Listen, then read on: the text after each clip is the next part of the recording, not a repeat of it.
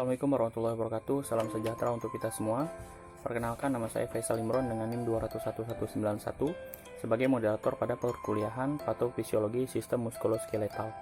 Semoga materi yang akan disampaikan oleh kelompok kami dapat diterima dan mudah dipahami. Marilah sebelum kita memulai video atau video penjelasan, kita berkenalan dengan kelompok 5 terlebih dahulu. Nama saya Adinda Abia Utami, NIM 1901001. Saya Dianti Marisa Dodira, NIM 1901008. Saya Nada Rahmatul Balkis, NIM 1901022.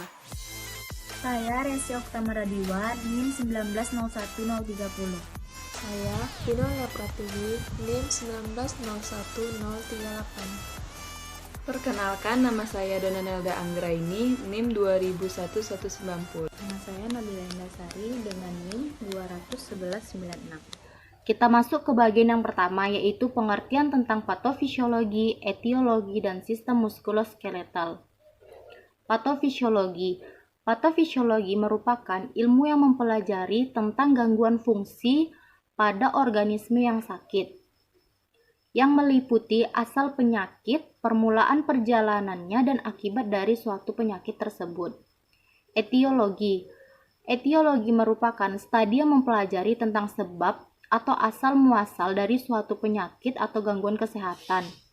Kata etiologi tersebut berasal dari bahasa Yunani, yaitu aitologia, yang artinya menyebabkan. Sistem muskuloskeletal, di mana sistem kompleks yang merupakan penunjang bentuk tubuh dan bertanggung jawab terhadap pergerakan yang melibatkan otot-otot dan kerangka tubuh, termasuk juga sendi, ligamen, tendon, dan saraf. Sistem muskuloskeletal meliputi tulang, persendian, bursa, otot, dan tendon. Muskuloskeletal terdiri dari dua sistem utama, yaitu sistem kerangka dan sistem otot. Sistem kerangka manusia terdiri dari beberapa jenis tulang dan tulang rawan. Tulang adalah jaringan ikat yang bersifat kaku dan membentuk bagian terbesar kerangka. Tulang juga merupakan jaringan penunjang tubuh utama.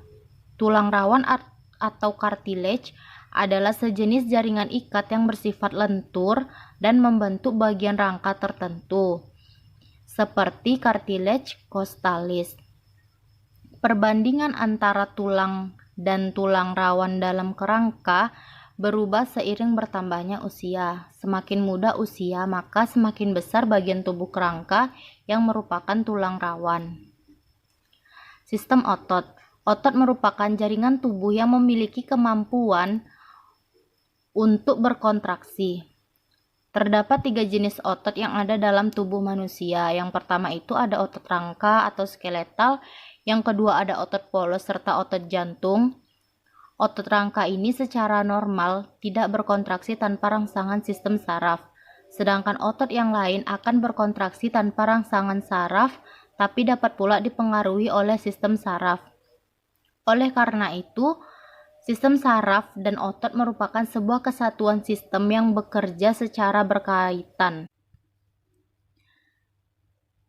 Di sini kami akan menjelaskan beberapa penyakit yang berhubungan dengan muskuloskeletal, yaitu yang pertama ada osteoporosis, yang kedua polio, yang ketiga rheumatoid arthritis, yang keempat rakitis, dan yang kelima ada tumor tulang. Baiklah, selanjutnya akan dilanjutkan oleh Vino Pratiwi. Saya akan melanjutkan presentasi dari Adinda Abia Utami. Di sini saya akan menjelaskan mengenai osteoporosis. Osteoporosis adalah penyakit tulang yang ditandai dengan menurunnya kepadatan tulang secara keseluruhan. Hal ini terjadi akibat ketidakmampuan tubuh mengatur kandungan mineral dalam tulang, serta rusaknya bagian dalam tulang, sehingga tulang menjadi keropos dan rentan mengalami patah tulang. Namun, dibutuhkan waktu yang cukup lama sampai tulang menjadi keropos. Umumnya, osteoporosis baru diketahui setelah pasien mengalami jatuh atau berada dalam situasi yang membuat tulang retak.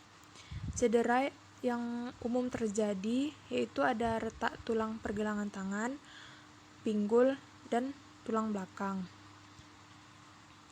Nah, dapat sama-sama kita lihat di sini ada dua gambar yang melihatkan bagaimana tulang yang baik dan tulang yang sudah terkena osteoporosis. Pada gambar sebelah kiri itu merupakan tulang yang masih baik, sedangkan pada bagian sebelah kanan itu merupakan tulang yang sudah mengalami osteoporosis. Selanjutnya ada jenis-jenis osteoporosis. Yang pertama, osteoporosis primer, yang terdiri dari osteoporosis pasca menopause dan osteoporosis senilis. Osteoporosis pasca menopause biasanya terjadi pada wanita yang disebabkan karena kekurangan hormon estrogen. Sedangkan osteoporosis senilis itu biasanya terjadi pada pria yang utama pada usia lanjut yang disebabkan oleh kurangnya jumlah kalsium dalam tubuh akibat bertambahnya usia, serta ketidakseimbangan antara kecepatan hancurnya matriks tulang dengan pembentukan regenerasi sel tulang yang baru. Kemudian ada osteoporosis sekunder yang dialami oleh kurang dari 5% penderita osteoporosis. Kondisi osteoporosis sekunder dapat disebabkan oleh keadaan medis ataupun obat-obatan. Osteoporosis juvenil idiopatik. Jenis osteoporosis ini penyebabnya tidak diketahui. Biasanya terjadi pada anak-anak atau dewasa muda yang memiliki kadar dan fungsi hormon yang normal, kadar vitamin yang normal, dan tidak memiliki penyebab yang jelas dari rapuhnya tulang. Etiologi osteoporosis. Etiologi ini merupakan penyebab atau faktor-faktor terjadinya osteoporosis. Itu terbagi dua, ada faktor determinan massa tulang dan determinan pengurangan massa tulang. Determinan massa tulang ini massa tulang maksimal pada usia dewasa ditentukan oleh berbagai faktor. Yang pertama itu faktor genetik. Perbedaan genetik mempunyai pengaruh terhadap kepadatan tulang. Selanjutnya ada faktor mekanik. Faktor mekanik itu beban mekanik berpengaruh terhadap massa tulang. Bertambahnya beban akan menambah massa tulang dan berkurangnya massa tulang. Ada hubungan langsung dan nyata antara massa otot dan massa tulang. Kedua hal tersebut menunjukkan respon terhadap kerja mekanik. Beban mekanik yang berat akan mengakibatkan massa otot besar dan juga massa tulang yang besar. Selanjutnya faktor makanan dan hormon. Seseorang dengan pertumbuhan hormon dengan nutrisi yang cukup, meliputi protein dan mineral, pertumbuhan tulang akan mencapai maksimal sesuai dengan pengaruh genetik yang bersangkutan. Yang kedua, ada faktor determinan pengurangan massa tulang. Faktor-faktor yang berpengaruh terhadap penurunan massa tulang pada usia lanjut dapat mengakibatkan fraktur osteoporosis pada dasarnya, sama seperti pada faktor-faktor yang mempengaruhi massa tulang. Itu ada faktor genetik. Faktor genetik berpengaruh terhadap resiko terjadinya fraktur. Pada seseorang dengan tulang yang kecil akan lebih mudah mendapat risiko fraktur dari seseorang dengan tulang yang besar. Kemudian ada faktor mekanis. Pada faktor mekanis, umumnya aktivitas fisik akan menurun dengan bertambahnya usia, dan karena massa tulang merupakan fungsi beban mekanik, massa tulang tersebut pasti akan menurun dengan bertambahnya usia. Selanjutnya faktor lain itu ada kalsium, estrogen, rokok, dan kopi alkohol. Kalsium merupakan nutrisi yang penting. Dengan masukan kalsium yang rendah dan absorpsinya tidak ada, akan mengakibatkan keseimbangan kalsium yang negatif begitu banyak. Kemudian ada estrogen. Berkurangnya atau hilangnya estrogen dari dalam tubuh akan mengakibatkan terjadinya gangguan keseimbangan kalsium karena menurunnya efisiensi absorpsi kalsium dari makanan dan juga menurunnya konservasi kalsium di ginjal. Selanjutnya, rokok dan kopi. Seseorang yang merokok dan minum kopi dalam jumlah banyak akan cenderung mengakibatkan penurunan massa tulang.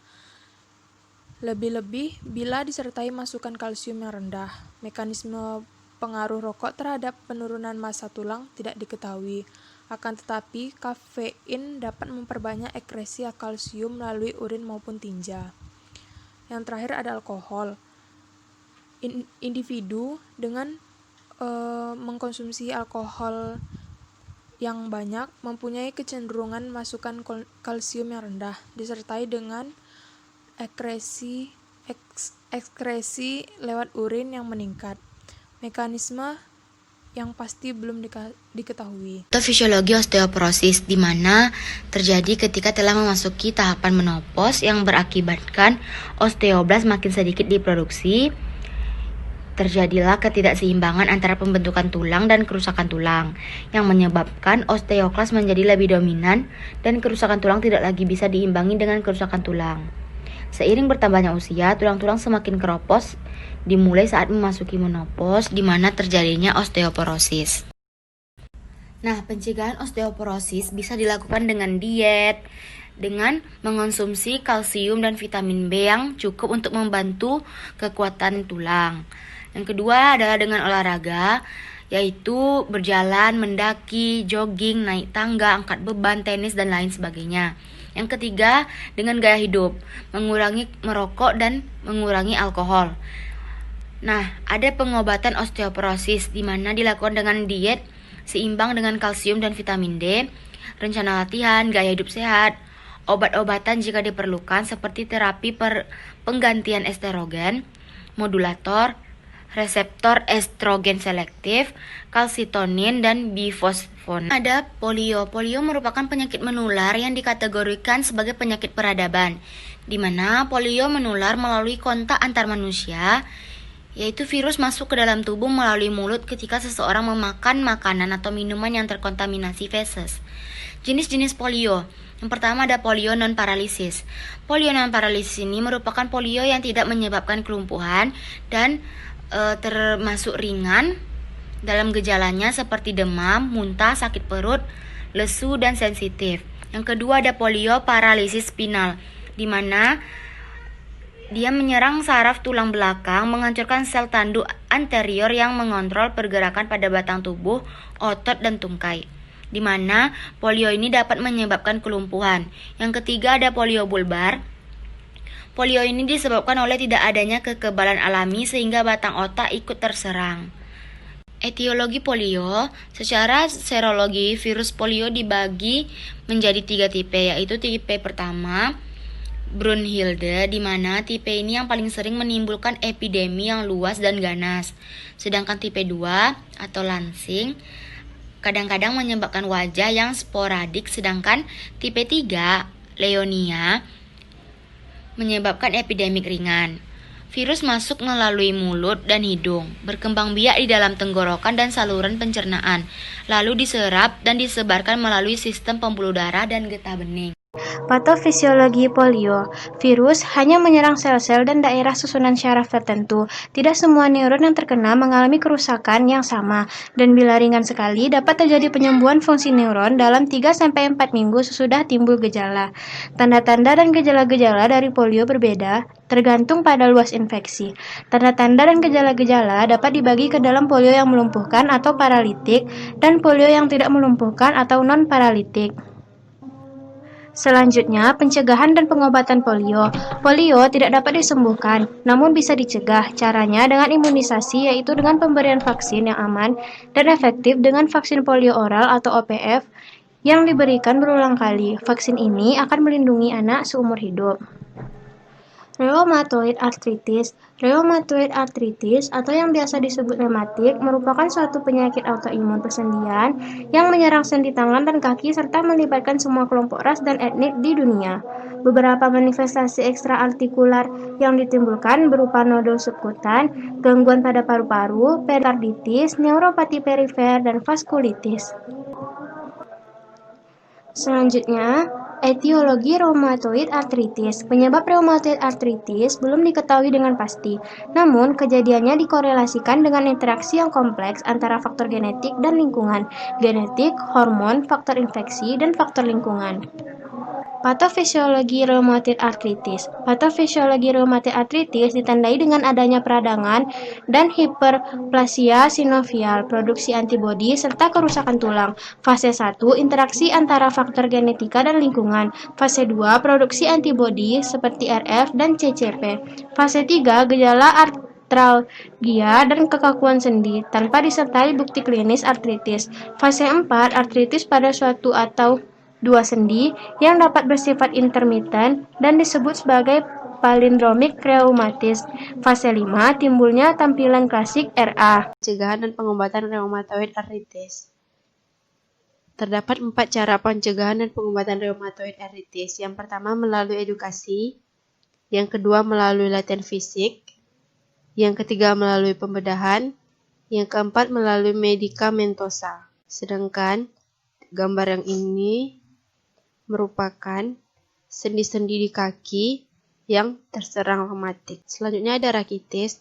Rakitis adalah pelunakan dan pelemahnya tulang pada anak-anak, biasanya karena kekurangan vitamin D yang ekstrim dan berkepanjangan. Vitamin D sangat penting dalam penyerapan kalsium dan fosfor dari saluran pencernaan yang dibutuhkan anak untuk membangun tulang yang kuat. Etiologi rakitis. Penyebab kelainan ini bukan hanya karena faktor genetik, tapi juga ada sejumlah faktor lain seperti yang pertama, posisi tidur yang salah, yang kedua, kebiasaan duduk yang salah, ketiga, kebiasaan menggendong yang salah, keempat, memakai popok sekali pakai dengan cara dan pada saat yang tidak tepat, kelima, memakai baby walker, keenam, kekurangan kalsium dan vitamin D, ketujuh, anak menderita gangguan hati seperti sirosis. Kedelapan, adanya gangguan fungsi ginjal. Kesembilan, pemakaian obat jangka panjang. Dan kesepuluh, gangguan penyerapan.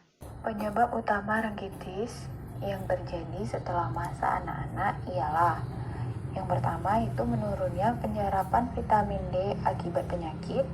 Yang kedua, peningkatan katabolisme vitamin D akibat obat yang menyebabkan peningkatan kerja enzim. Yang ketiga, gangguan tubulus renalis. Patofisiologi rakitis adalah defisiensi vitamin D menyebabkan penurunan kalsium serum yang merangsang pelepasan hormon paratiroid. Hormon paratiroid meningkatkan penguraian tulang dan ekskresi fosfat oleh ginjal tanpa mineralisasi tulang yang adekuat, maka tulang menjadi tipis. Terjadilah penimbunan osteoid yang tidak terkristalisasikan dalam jumlah abnormal, yang membungkus saluran-saluran tulang bagian dalam. Hal ini menimbulkan deformitas pada tulang. Selanjutnya yaitu tentang pencegahan dan pengobatan rakitis. Apa sih pengobatannya dan pencegahannya? Pengobatannya itu ada dua. Yang pertama diet dan sinar matahari. Yang kedua ada suplementasi. Pencegahannya juga terbagi dua. Yang pertama, jika dia kekurangan kalsium, kita memperbanyak konsumsi unsur kalsium sehingga dapat memperkuat kerja sel osteoblas atau pembentukan pada tulang. Yang kedua, jika dia kekurangan vitamin D, pencegahannya yang pertama, kita itu harus berjemur di bawah sinar matahari. Yang kedua, banyaknya mengkonsumsi makanan seperti ikan salmon, kuning telur, minyak ikan, susu, dan lain-lain sebagainya. Tumor tulang. Tumor tulang adalah pertumbuhan jaringan baru yang terus-menerus secara cepat dan pertimbangannya tidak terkendalikan. Sedangkan tumor dari jaringan atau sel-sel kartilago yang berhubungan dengan unsur-unsur pembentukan darah yang terdapat pada sumsum tulang. Tumor tulang merupakan pertumbuhan sel abnormal yang terjadi pada tulang.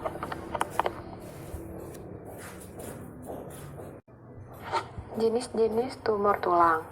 Yang pertama, ada tumor tulang benigna terdiri dari osteosena, kondroma, osteokondroma. Sedangkan yang kedua itu adalah tumor tulang maligna terdiri dari dua, tumor tulang maligna primer dan tumor tulang maligna sekunder. Tumor tulang maligna primer itu terbagi lagi. Yang pertama ada osteosarkoma, sarkoma equus, myeloma multiple, fibrosarkoma, kondrosarkoma. Etiologi tumor tulang. Penyebab pasti terjadinya tumor tulang tidak diketahui. Akhir-akhir ini, penelitian menunjukkan bahwa peningkatan suatu zat dalam tubuh yaitu sifos dapat meningkatkan kejadian tumor tulang. Radiasi sinar radioaktif dosis tinggi, keturunan beberapa kondisi tulang yang ada sebelumnya, seperti penyakit Paget atau akibat pajanan radiasi. Meskipun tidak ada penyebab tumor tulang yang pasti, ada beberapa faktor yang berhubungan dan memungkinkan menjadi faktor penyebab terjadinya tumor tulang yang meliputi genetik. Beberapa kelainan genetik dikaitkan dengan terjadinya keganasan tulang, misalnya sarkoma jaringan lunak atau soft tissue sarkoma. Radiasi, keganasan jaringan lunak dapat terjadi pada daerah tubuh yang terpapar radiasi seperti pada klin karsinoma mama dan limfoma maligna yang mendapatkan radioterapi. Selanjutnya, bahan kimia seperti diosin dan penoxyherbicide diduga dapat menimbulkan sarkoma, tetapi belum dapat dibuktikan. Trauma, sekitar 30% kasus keganasan pada jaringan lunak mempunyai riwayat trauma. Limfedema kronis. Limfedema akibat operasi atau radiasi dapat menimbulkan limfagiosarkoma. Infeksi, keganasan pada jaringan lunak dan tulang dapat juga disebabkan oleh infeksi parasit, yaitu filariasis. Patofisiologi tumor tulang. Adanya tumor pada tulang menyebabkan jaringan lunak diinvasi oleh sel tumor. Timbul reaksi dari tulang normal dengan respon osteolitik, yaitu proses destruksi atau penghancuran tulang, dan respon osteoblastik atau proses pembentukan tulang. Terjadinya destruksi tulang pada proses osteoblastik karena adanya sel tumor, maka terjadi penimbunan periosteum tulang yang baru dekat tempat lesi terjadi, sehingga terjadi pertumbuhan tulang yang abortif. Penanganan dan pengobatan tumor tulang. Yang pertama, pencegahan. Kanker biasanya terjadi akibat adanya zat karsinogen dan radikal bebas dalam tubuh. Oleh karena itu, kita dapat melakukan pencegahan dengan menerapkan pola hidup sehat, seperti menghindari kebiasaan merokok, mengkonsumsi alkohol, serta makanan yang mengandung banyak lemak dan zat karsinogen. Kemudian pengobatannya, pilihan pengobatan kanker tulang tergantung kepada tingkatan keparahan, lokasi, dan jenis kanker. Penanganan kanker tulang dapat dilakukan dengan operasi, kemoterapi, atau radioterapi. Terima kasih kepada kawan-kawan yang sudah menyaksikan video dari kelompok kami. Semoga mudah dipahami, dan apabila ada yang kurang jelas atau ingin ditanyakan, silahkan dipertanyakan. Kita akan lanjutkan di Google Meet atau Zoom. Terima kasih. Assalamualaikum warahmatullahi wabarakatuh.